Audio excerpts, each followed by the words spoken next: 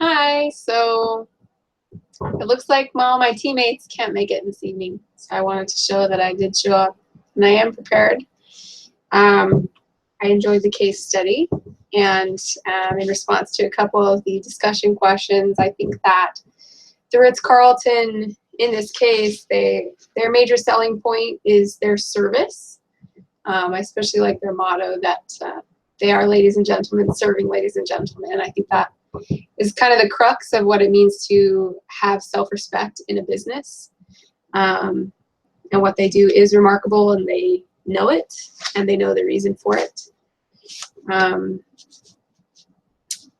In response to the training, I think most of the training should be done on the job.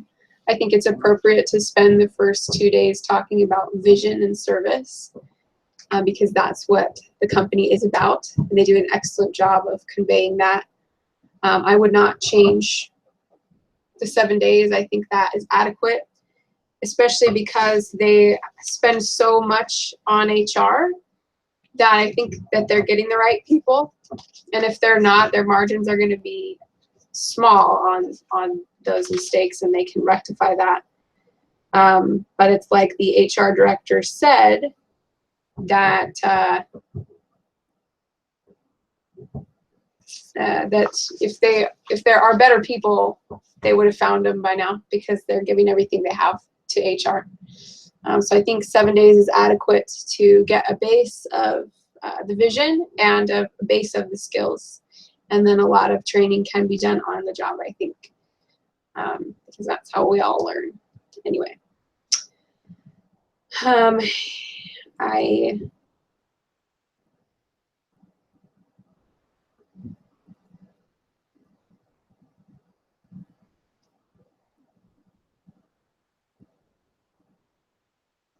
think it's important that they do hire some inexperienced individuals for the lower jobs, but they are hiring people generally with some experience, so that helps.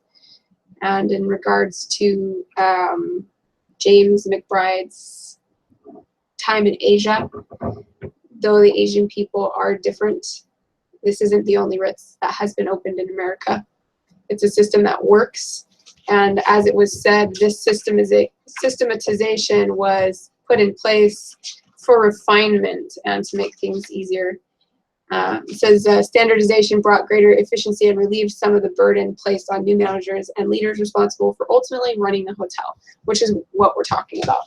So ultimately, I think it would be good if Collins extended a little more trust to not only McBride, but to the system, because ultimately that's what he's paying the Ritz-Carlton for, is for their brand and their business model, and this is their business model.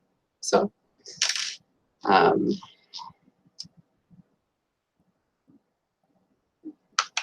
anyway, I like the case study, and hopefully I'll have people to talk to next week.